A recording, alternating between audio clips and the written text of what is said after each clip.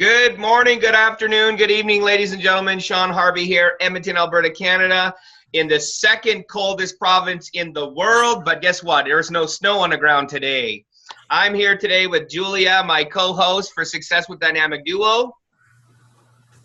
Fasten your seatbelts. Before you do that, though, turn off all distractions. I promise you, you'll have some value that you can take away and implement in your life and your business that will change somebody else's life as well as potentially change yours if your mind and your heart is open. I'm going to let Julia explain to you our guest speaker for today.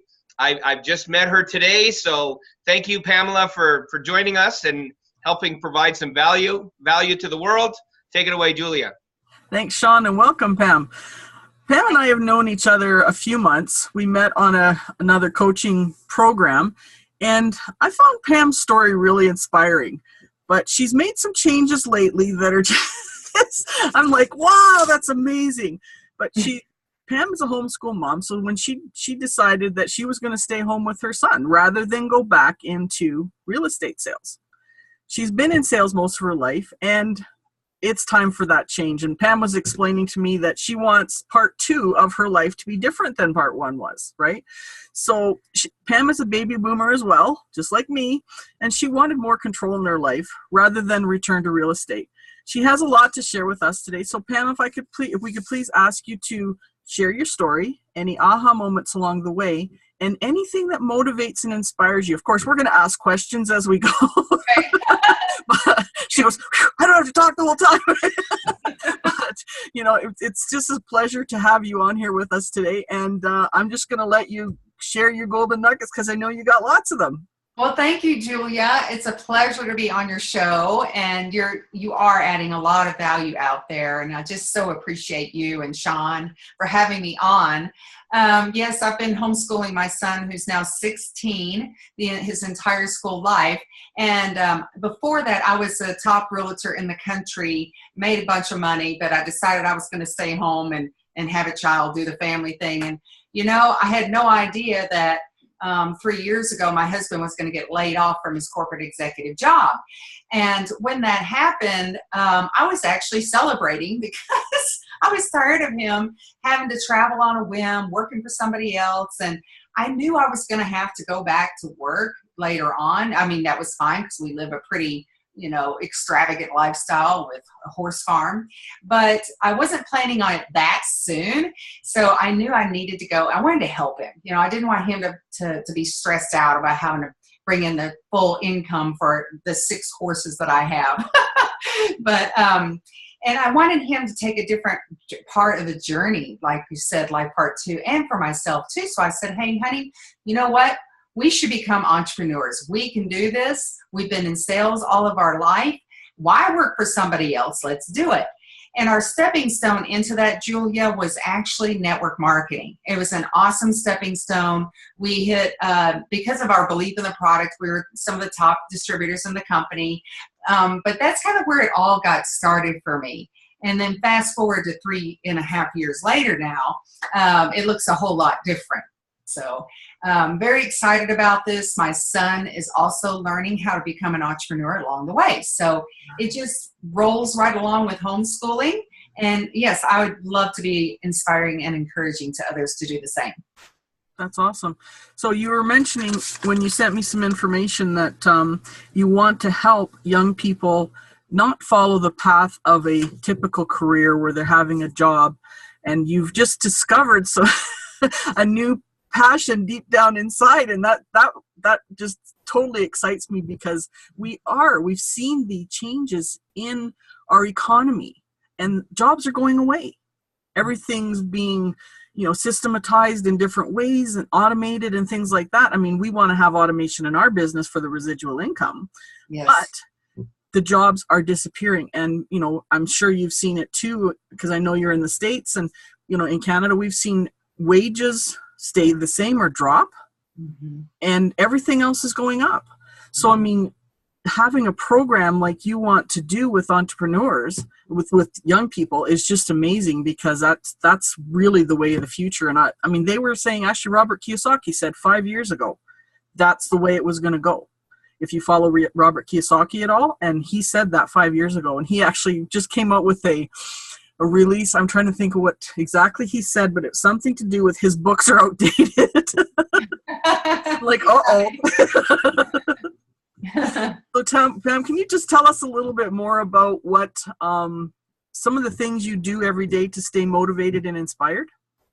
Yes. So I'm a very driven person, and a lot of people, I would highly recommend everybody taking the Strength Finders test through Gallup. It really points out our personal strengths in a positive way. And one of my strengths is an action taker. I can help get people into action. It's a gift. It's a gifting. It's my strength. So as far as being motivated, I'm always motivated. But you hit it on the nail on the head. I love to stay inspired. And the way that I do that is through mentorships.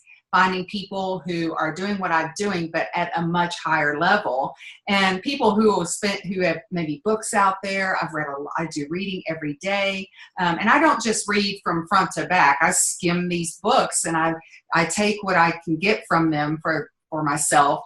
But I always start out my day with inspiring. I don't want to check my email. Don't call. I don't get on the phone. It's totally focused on how am I going to get inspired today? How can I be inspired? How can I grow? Because it's key. You want to stay inspired, and we do that not alone. A lot of people will start out in entrepreneurship alone. I know I did for 2.5 years. And really what I mean by that is just behind the computer the whole time. And I kind of got caught in this cycle of learning and trying to teach and learning and trying to teach. And I was missing out on staying creative, really providing some valuable creative content for people so that I can inspire people. I get inspired, and then I want to inspire other people. That's how we help each other, right? So I hope that answers your question. So inspiration for me comes from working with mentors who resonate with me, who teach me, who go really deep into entrepreneurship, really deep into their business. That's who I want to hang around. Exactly. Mentors are for me where it's at too, but I do a lot like you. I do a lot at home. Like I actually bought, where is it? Oh, shoot. Oh, Miracle Morning. Here it is. I just bought this book, The Miracle Morning, and it was highly recommended by a couple of my mentors. Go figure. I'm keeping Amazon in business right now with all the books I'm buying because I'm just constantly putting more in, right? So all of I don't know about you, Pam, but TV is pretty much something like I sat and watched the whole TV program last night, which is a whole hour long. It was something educational, so it was not too bad. But, that's gone out of my life. Mm-hmm. Reading books is something. And I mean, I have a Kobo, and I, used to read the download pleasure books kind of thing, right? And I've stopped doing that as well, just because it's something, I mean, what you put in your mind is what is going to come out somewhere else, right? And the other thing I do, I don't know if you do this, Pam, but it's actually when I'm working, I have recordings running. Like it might be something I've seen on Facebook on YouTube or whatever, a video or something, whatever. And I'm always listening to stuff, because I find that if I have it in the background, eventually it'll start coming out of my mouth and I go, oh yeah, that's right. I listened to that, right? So it's just amazing how it changes things around. So, Sean, you're pretty quiet there. I'm listening, man. I love this fact. I mean, Julie and I talked about this. You know what? I think the traditional school system is the biggest scam, and they should shut them down. Everyone's like, oh, shut them down, but we need them, okay, for certain things, yes. There's a lot of people out there that have some form of entrepreneurialism deep inside them. I'm with you, Pam. I want to create a university, a college, whatever, strictly for going to those scam school systems to pull those students out of there that do have that and have some form of, I don't know, qualifying questions. Have you ever thought of, having your own lemonade stand, those kind of things? Pull them out of that at an early age so that we can truly give them the tools that they want and need to create that entrepreneurial life. Right. Which you can do that with homeschooling. That's what I've done. And, the thing that I've come up against with my son is I'm not grooming him for college. I mean, most people that are homeschooling too, they spend those high school years working on transcripts. And that means, working on the basic math, chemistry, and all this stuff. Whereas I found for myself and for my son, we focus on what his strengths are, what he loves. And at 15, 13, you may not know yet what you love, right? But you keep feeding the things where he's strong. And for him, he was strong in technology. So the thing that was missing for us is that community. Okay, we had him in a lot of different communities, but we decided, what I just came to mind, Julia kind of mentioned it, is I'm going to start a mastermind for young entrepreneurs, because they need to be able to come together just like we're doing and collaborate, come up with ideas. You never know who might end up working with who and build this big business together, because you really don't want to do it alone, right? So yes, I agree with you on the high school, college. I mean, that's why I'm so passionate about this. I'm not a negative person, so I'm not going to look back and say, if I would have just started in entrepreneurship in my 20s, it'd be so much better. Now I'm using that to teach other people, like you said, hey, instead of go that route, the one I've gone, you may want to consider this one. And so that's what drives me, Sean, is exactly what you're talking about. I mean, these people they're like that frog in the water, it starts boiling and the frog doesn't even know it's in boiling water. Mm-hmm. So very passionate about that subject. Yeah, no, that's awesome. And you know what, when I used to talk to others, they didn't even have an inkling of, hey, in the 30s and the 40s and 50s, 98% of the population was entrepreneurial. Mm-hmm. If I had a horse stable and I was doing horseshoes and you had a bunch of horses at your farm, you and I would barter back and forth because you had that grocery store that I needed milk, eggs, butter, and all that other stuff. Right. And when you bring that up to people, they're like, really? That did? Yeah, John Paul Getty was one of the richest guys in the dirty 30s. He was considered a billionaire back then. He had a business that everybody needed, and he bartered back and forth with everybody else. And that's why when Julia and I connected, I want to create an entrepreneurial university and get our kids out of the school system, that the school system teaches them nothing for everyday life. Right. We don't use plus, multiplication, addition, and division. That's it. This algebra, unless I'm a chemist, means nothing. Right. I've not used it once in my life. And it's funny, my son, because he's at home all the time, he works a lot on the computer. He's in a lot of forums, which is where he learns, just kind of like us. We go out and we learn from different mentors. Well, he goes to technology forums. And in these forums, he'll see kids in there who are actually in school, but they're on their cell phones in the forums. And he said, Mom, they're learning more in the forum than they are at school right now. Mm-hmm. But do you know what the first form of money was? Do you know what money was? The first thing money was. What that was? I can't remember. I've heard it, but I don't remember. It's water. Water. Wow. Water was money. Yeah. Huh. I think a lot of people believe it was gold, but that's not true. I know it wasn't. It wasn't gold. Yep. Yeah. So another thing, I was just in a mastermind in Denver with a couple that came over from New Zealand. Mike Hancock, he and Landy are amazing. Spent 3 hours with them, and that's what really sparked my idea to start this for young entrepreneurs too, because you really can charge each other when you come into a mastermind situation like that, and you're with people that are just super over the top successful, but you also have people that are just starting to make that climb. I mean, there's so many cool things that happen in that mastermind. Mm-hmm. But one of the things he pointed out in the mastermind on Monday, he asked us all, what questions do you have for me? And every question began with the word how. And he said, do you know that the word how was brought into society to slow it down? Really? Isn't that interesting? So he teaches us, make sure you frame your questions properly. So instead of using the word how, you might start off with what or who. Because how, that's how I got all caught up in online marketing. I got trapped in the cycle of how do I do this? How do I do this? How do I do that? And it's a trap. Yeah. It's a trap. and we shut down our creative juices, just like when we were in high school and college. I have a college degree, and it's such a default for me to just go, how do I do this? How do I do that? And when he pointed that out to me on Monday, I just went, oh my gosh, it rocked my world. And my creative juices just started flowing. It was amazing, amazing. So, the online marketing, it's just a piece of entrepreneurship. The internet is huge. You guys are utilizing it, right? But there's so much more. It's that skill set. We want to build that skill set for, making sure we're coming up with valuable, creative content. Build skills, communication skills.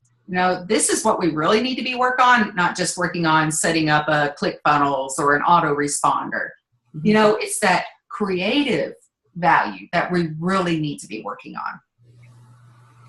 And I can see how that has really been squashed in people today, because when I'm just sitting here thinking about all the people that I know are successful, those are the people that are creating. They're creating, content like books or DVDs or webinars or whatever it is. They're out there creating. Mm-hmm. And so their creative juices have not been squashed. Good for them, right? That's huge. And I've actually noticed that myself, in the things that I've been learning. And for example, with Russell Brunson, I'm starting to follow him a little bit more, and just his path, his story is really interesting because he writes all the time. Like, he's just creating content all the time. Mm-hmm. And so, we see that in the ones that are successful. Yes. Kind of cool. Sure.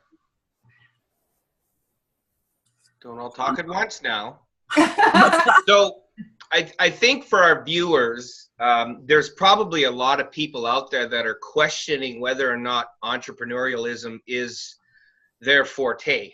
And I'm going to share my story so that you can, I never thought in a million years that I was going to be an entrepreneur before that aha moment, that breakthrough happened where I got sick and tired of being freaking sick and tired of being in a freaking truck all day for 12 to 18 hours a day for what? A couple $100 a day. And you know what? It got to the point where, somebody shared with me something, and they said, if I can show you how to make the same kind of money you make now, work less, spend more time with your family, are you open to an idea that potentially, keyword potentially, could change your family's paradigm forever? And that could be legacy, that could be cash flow, that could be lots of different things construed as. And I said, well, yeah, I'd be an idiot not to, because I'm working for my boss at 90 hours a week. I was averaging roughly, 380 to 420 hours a month. For what I was making. I was making good money, but I was literally home for 4 hours a day, 6 at the most. And most of that time was trying to sleep because I had to go back to work and do it all over again. My point is, working our lives away for a frickin' paycheck it's okay, but it's not okay. Because you're going to wake up one day and our children are going to be 16, 18 years old, and you've missed all their lives because we're busy chasing a paycheck. That's right. Now, I understand we got to chase a paycheck. We got bills to pay. We all got bills to pay. And right now, we all got cash flow issues. We're making enough to pay the man, to pay the piper, to keep the wolves off the door. But, and I say this to people with love. Again, Julie and I both came from the financial world. Mm-hmm. 97.5%, 98% of the population is on track to retire never, work until the day they die, and leave their family in despair financially. If I die broke, it's my fault. I was born broke, it's not my fault. You can never have enough money because the storm's going to happen in our lives. It's not a matter of if, it's a matter of when. Are you able to right now, and one of our mentors said this very clearly, if both of your legs and both of your feet are gone, how long would your bank account be able to support your family if you're the main breadwinner? And most people are like, not very long. We need to learn how to get money attracted to us versus beg for it. And most people are in the begging mode of, I need money, guess what? When you help somebody, they buy something, you get paid. Make it about them, not you. Rather than focus on the money all the time, focus on the value that you're going to provide others, because you know what? We talk about this all the time, and we're going to keep talking about it right up until my last breath. You attract the money to you. You help others get what they want, and you will get what you want. It's a no-brainer. It's a win-win. And if it's truly not a win-win-win, I'm not interested in entertaining that idea. And I tell people, you know what? Stop letting your boss control you. You control your day. Move from the passenger seat of your life to the driver's seat of your life. And I promise you, you'll leave a legacy for your family that will last for generations. And that's where most people have missed the boat. I can't, I'm broke, I don't have these right people, I don't have this, I don't have that. Guess what? Get around the right people. And you say change your friends, change your friends. Stop hanging out with broke people. If you're hanging out, like you said, Pam, with people that are bigger and better than you, that make $500,000+ a year, guess what? And you're the brokest person, you'll be in the right place. And that's the best part of this business and being an entrepreneur, is get around people that encourage you to do bigger and better things, so that we know that everybody has a bigger purpose. And keep it fun. I mean, that's the number one thing one of my mentors talks about. If it's fear of entrepreneurship, fear, and a lot of people would say the way you handle fear is with courage, right? Just jump in, okay? But the frequency or the vibrational part of that word courage matches the same as fear.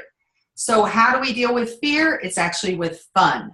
Because fun is a different frequency. But if you're using the same frequency as fear, it's going to be the same stress, you know, it's still the same. Mm-hmm. So you want to make sure you're having fun for sure. And yes, there are systems out there that you can become a part of so that you can actually earn money while you're learning. Mm-hmm. But I just want to encourage people, don't stay stuck in that earn and learn too long. As soon as you start making an income with those systems that are out there, what I would highly recommend, just looking back over my 3 years online, is, okay, start looking at yourself and go, what can I create now? Once you get your bank account where you got enough money in there, start investing it in yourself. And I don't just mean personal development. We can go way overboard with that too. I mean in taking that time that you might be using to do teaching online, to get people to traffic to your product. Use that time to become creative. You know, figure out, why did I get in this in the first place? What are my strengths? You have something that's unique that nobody else has. And that's where people, you know, are missing the boat, because they're not creating. But they've got to, it's a skill, right, to learn how to create. And that's just something I want to encourage people with. I mean, we make it sound easy, but it's not. I mean, there were 2 years I was like, I've cried. I've been in desperate situations. I thought we were going to go bankrupt one time. And, you know, I just kept moving forward. Just take that step, keep moving forward. Look for those mentors. If this mentor is not doing it for you, move on. Mm-hmm.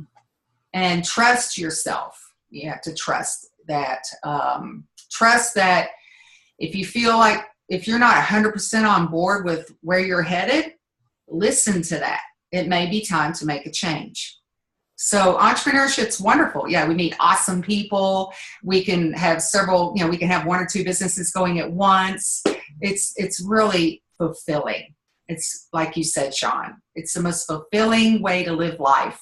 And most people are missing it, working the job, because they're either fearful or they just don't know. Yeah, that's right. I mean, I lived in Toronto for 1 year, and most people get up at 5 a.m, get their kids ready, 2-hour commute to drop the kids off at daycare and go to work. Most of the time they end up showing up late to work. I talked to many people, and they say 90% of our staff is late because of traffic. And then they have to leave at that cusp of time to go rush to get the kids back. By the time they get home, it's 7:15, 7:30, and they just, how much quality time is there? There's none. Thank you for bringing this entrepreneurial thing up. If you guys watching are having a job right now and you don't have no family time or vacation time, guess what? It's your boss's fault because he's controlling your day. So if you want to learn how to do that, reach out to people that have other streams of income, because I know that they're looking. There's 58 million Google searches a month on how to learn how to make money online from home. If you want to change your life, change what you're doing to change what you've been getting. And I promise you, when you have that other stream of income coming in that you never thought you had, if you get that pink slip, you're so thankful and blessed that somebody shared an opportunity with you to give you another stream of income. And if you're not learning how to make money in your sleep, you will work until the day you pass away. Warren Buffett said it great. Learn how to generate income when you're asleep. Otherwise, you work till you die. And that's where 90% of the population is. And Sean, I'm going to play a little bit of an advocate, or devil's advocate here, and say, you have to do that. Yeah, I know. Jesus, Murphy. Can ever get a break. But when you said about, people not having the time with their families, and then you talk about, doing something else, and in my mind I'm going, yeah, and people are going, but I don't even have enough time for my family. Guess what? There's 168 hours in a week. Sleep less. Cut an hour out of there. Stop watching that freaking squawk box called the television. Exactly. And start learning something to put into your mind in audios when you drive to and from work. What do you think I had a lot of time to do with when I was driving truck? It's those excuses that keep us stuck. But it's looking at what we're doing on a daily basis that makes a difference, right? Pam, you and I were talking about not watching TV and reading good books and, all those other things. There's so many ways we can incorporate this into our lives and do the learning. Like, it's just, and Sean was talking about a real life guy that we know, that he doing a job and he thought for sure he was secure, but he listened to somebody, got an online business going, and now he was actually happy to get his pink slip. It's awesome, man. Yeah, and now he's just like, yes, I've got like 40 or 50 more hours a week to put towards my business. So he said, now I'm spending time with my family and making the money, and it's just, and he said, I'm just so grateful, right? So, I mean, there's ways to do it, and I'm just, when I say devil's advocate, because I know there's so many negative people out there that they'll make an excuse before they'll look at it. That's why I wanted to point that out. Stop listening to the BS excuses they feed themselves every day. I can't, I don't have, all this other BS.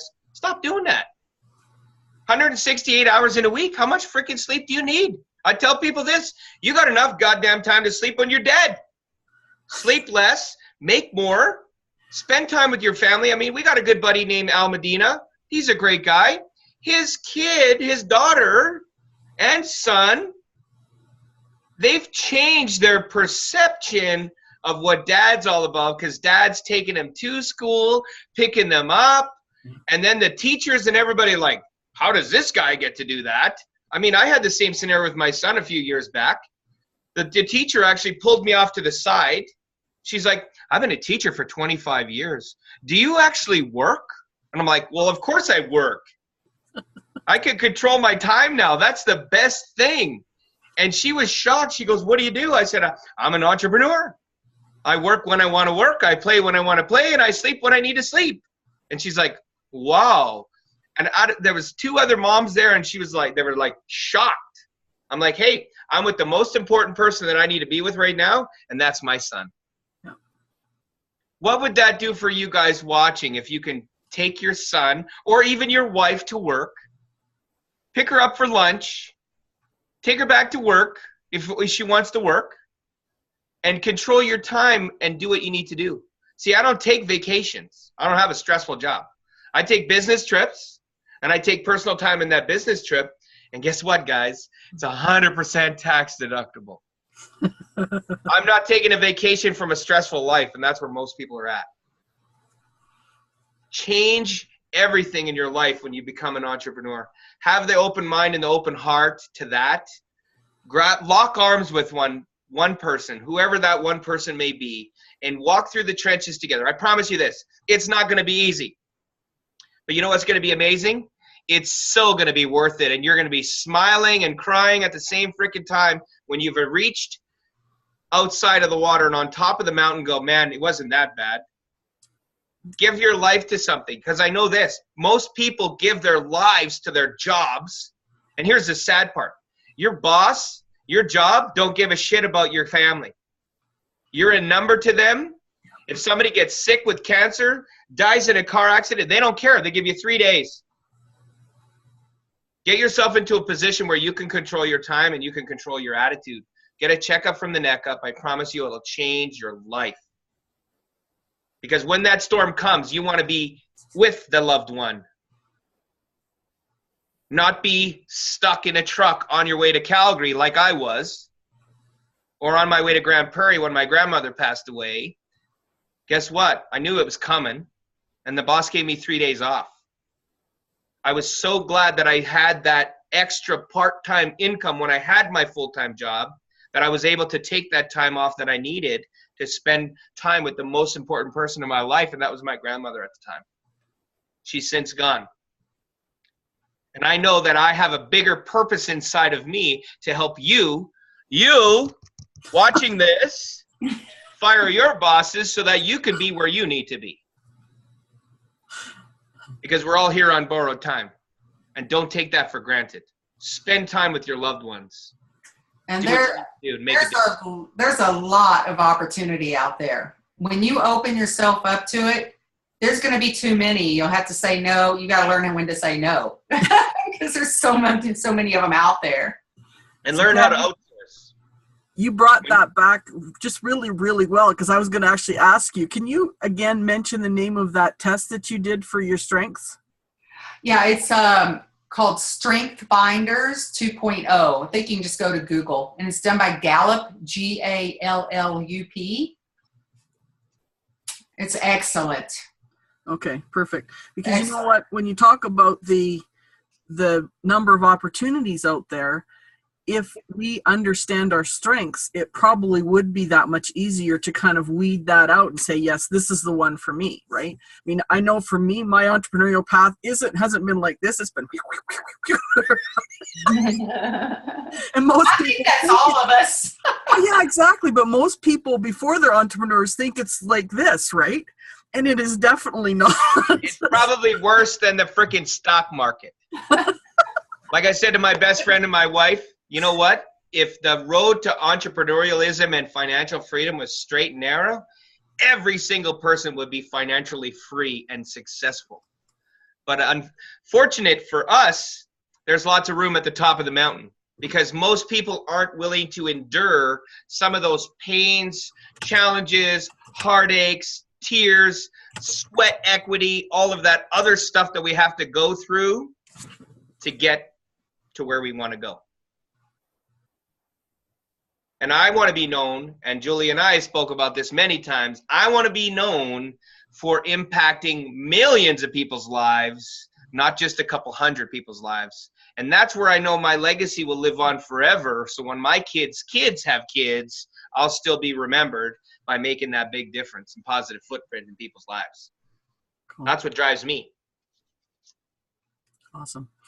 So I know we're trying to keep this 30 minutes or so. So Pam, is there anything that you would like to say as a final, I'm going to say, I can't even think of the word, as a, just some final advice for people to move forward in their lives? Yeah, I mean, listen to your soul. I mean, what makes your heart sing? And really, don't be afraid of that. Just step out there and, get to start getting to know people, go out into your community. You can go to business meetings, just kind of listen and hear and connect with people and, know that there's so much opportunity out there. You just have to open yourself up to it. And now you don't want to just go with the first thing that probably comes along. You want to know, is this a good fit for me? Mm-hmm. But don't be afraid. I mean, we've all been hypnotized. Our society, our world has been hypnotized to think that we need to just get a job, work our way up the ladder, work hard. But the book that changed my life and the one I'll recommend is Tim Ferriss's The 4-Hour Work Week. Very good book. I read it about 2.5 years ago. There it is. Yep. I have it too. A life changer. It sits on my shelf. Just the energy of it keeps me going. So that's what I would recommend. Just take that first step. And yeah, it's hard work, but who better to invest in than yourself? You want to invest in you because you know, we may not trust ourselves 100%. Nobody does, but I trust myself more than somebody else. I mean, I know how hard I'm going to work. I know what I'm going to do to get things done. So instead of investing your time in other people, invest it in yourself. And Awesome. and here to complement that, what I would say first is have a meeting with yourself in the mirror. Have that emergency family meeting with your spouse and your kids and share them and ask them what's important to them. I think that that's so critical to families nowadays, and we don't have a lot of that. We got cell phones, we got iPads, we got all this other BS. It distracts us from the family unit. And I think once I made that decision, that's where I had that, poof, it went up a little bit. You know, I had that business meeting with my best friend of 30 years. I had that meeting with my wife and my kids and said, hey, I know you're not going to agree with a lot of things that I'm going to do in my life for us. Remember, this is for us. This isn't for me. And Zig Ziglar said it this way. You're going to do this for things in a time that you're not going to be around. Because we're not going to live forever. We're already halfway through our lives, most of us. So what I'm going to say this is, you know what? When you have that meeting with your loved ones and you tell them, hey, you know what? With or without you, I'm going on this journey. I'd rather it be with you than without. It's not going to be easy, but it's so going to be worth it when we're on the beaches of Tahiti, traveling around the world with our business friends and colleagues that we built a family unit around with our close friends. And we'll be able to donate $1 million to, you know, Make-A-Wish Foundation or Operation Smile or the homeless people or anything like that. And you can do whatever you want. What are you going to do? I'm just going to go travel the world for 6 months. Who cares? I don't have to worry about cash flow. And I don't have a boss because I am the boss and I got a cell phone and a computer. I can pretty much do it from anywhere in the world. When you do that, guys, I promise you, it's not going to be easy to have that conversation with your loved ones. But if your passion and your purpose is so life-altering, and you tell them that you're willing to die for this, for them, and you are committed to it and serious, I'm pretty sure they will support you in whatever you do. Now, there's going to be some challenges along the way. They're not going to believe the bullshit that you feed them. But it's not bullshit, because that's what they think because of all the negativity going on and the noise outside. And you're going to help them understand that, you know what?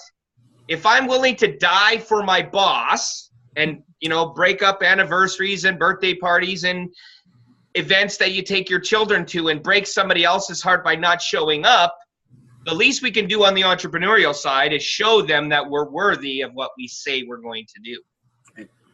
Does that make sense? Yes.